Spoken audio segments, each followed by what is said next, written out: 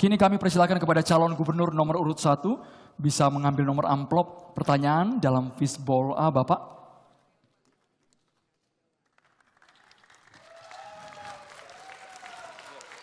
Sambil diberikan ke kamera dan juga moderator 4A. Posisi amplop masih tersegel hadirin dan juga pemirsa. Ini ditujukan untuk calon gubernur nomor urut 1. Saya hanya akan membacakan satu kali, Bapak. Mohon disimak. Jumlah sekolah inklusi dan sekolah luar biasa yang melayani siswa penyandang disabilitas di Jawa Tengah masih terbatas. Di sisi lain, jumlah anak penyandang disabilitas di desa dan kota semakin meningkat. Pertanyaannya, apa kebijakan dan strategi pasangan calon untuk meningkatkan layanan pendidikan siswa penyandang disabilitas? Waktu Bapak 3 menit dimulai ketika berbicara. Jumlah penyandang disabilitas di Jawa Tengah saat ini sudah mencapai sekitar 118.000. Jadi apabila pendirian sekolah luar biasa ini hanya ditumpukan kepada pemerintah provinsi maupun swasta saja, mungkin tidak akan cukup. Karena masih banyak yang kemudian memerlukan dukungan-dukungan dan pendidikan, walaupun mereka penyandang disabilitas.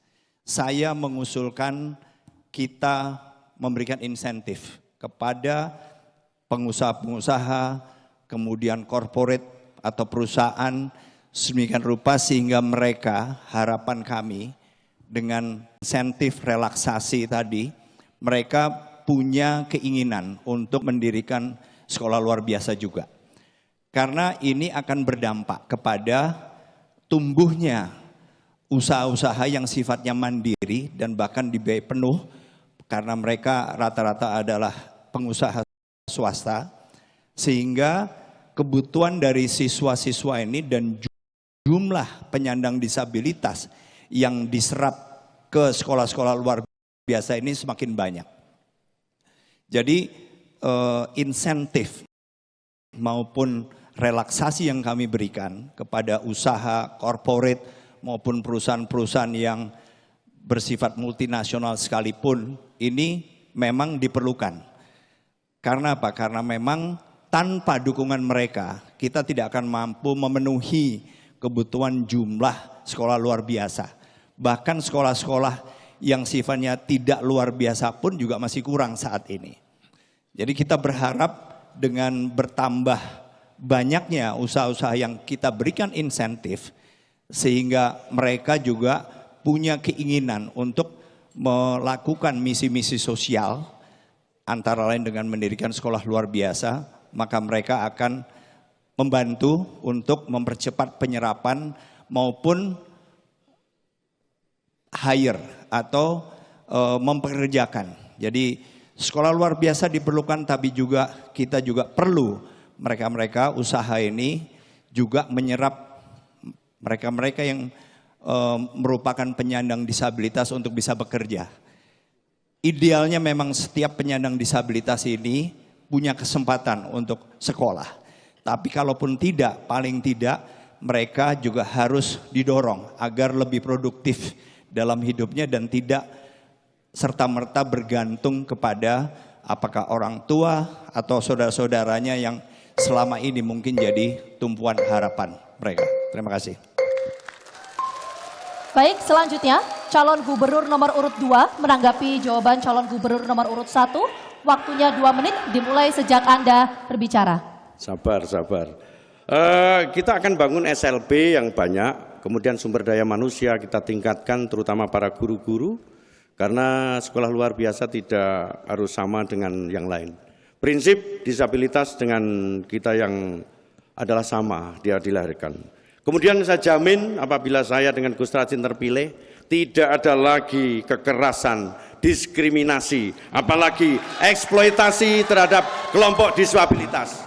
Oleh karena itu, berdasarkan Perda nomor 1 2022, kita harus dampingi para disabilitas terhadap hukum. Kita dampingi apabila berperkara, kemudian apabila berdata secara gratis. Kemudian di masing-masing kecamatan kita dirikan perlindungan anak-anak disabilitas. Di kecamatan itu akan kita latih dengan sertifikasi keterampilan. Dampingi hakinya, kita dampingi terkait halalnya, kemudian kita bantu terkait permodalannya. Kita dampingi permodalan, kita latih sehingga kita jamin di rumah-rumah disabilitas mereka mendapatkan pekerjaan yang layak. Di samping kita akan koordinasi dengan BUMD kita untuk mendapatkan pekerjaan minimal 3% BUMD kita harus menyerap kelompok disabilitas kita. Termasuk rekan-rekan sekalian, kita harus menciptakan kelompok disabilitas yang ramah terhadap pelayanan. Contoh misalnya, tidak ada lagi kelompok disabilitas yang tanpa antri. Dia harus tanpa antri di tempat-tempat kesehatan. Termasuk di tempat-tempat fasilitas umum. Di kendaraan-kendaraan harus mempunyai tempat tersendiri oleh mereka. Sehingga secara tidak langsung mereka akan terayomi. Yang terakhir, rumah gubernur adalah rumah disabilitas di wilayah kita. Dengan kapanpun, dimanapun, silakan datang untuk konsultasi. Karena Waktu habis, cukup. Selanjutnya kami persilakan calon gubernur nomor urut 1 untuk menanggapi balik calon gubernur nomor urut 2. Waktu 2 menit dihitung ketika Bapak berbicara. Jadi menambahkan lagi bahwa sekolah luar biasa memang merupakan bentuk pendidikan atau tempat mendidik yang ideal. Tetapi insentif yang kita berikan itu juga perlu untuk memfasilitasi. Walaupun bukan berbentuk sekolah luar biasa, tetapi perusahaan-perusahaan ini apabila kita berikan insentif, harapan kita mereka bisa mendirikan minimal apakah itu bentuk dari sekolah luar biasa, bukan sekolah luar biasa tetapi bagian dari sekolah luar biasa seperti misalnya tempat penitipan. Karena ini juga sangat berguna bagi para penyandang disabilitas ini untuk misalnya tidak terlalu tergantung. Apabila perusahaan-perusahaan dengan kemampuannya, dengan kepeduliannya terhadap para penyandang disabilitas ini kemudian bisa mengakomodasi apapun yang dilakukan, walaupun bukan dalam bentuk misalnya pengajaran dengan kurikulum yang sempurna, tapi ini sudah sangat membantu. Begitu juga keluarga-keluarga yang memiliki anggota keluarga yang jadi penyandang disabilitas ini, mereka juga akan paling tidak lebih ringan bebannya.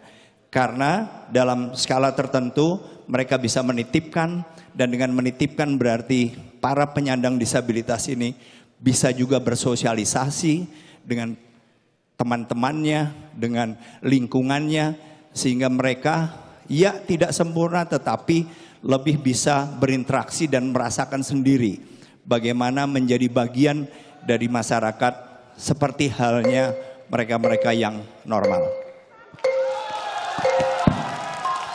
Jelajahi cara baru mendapatkan informasi. Download Metro TV Extend sekarang.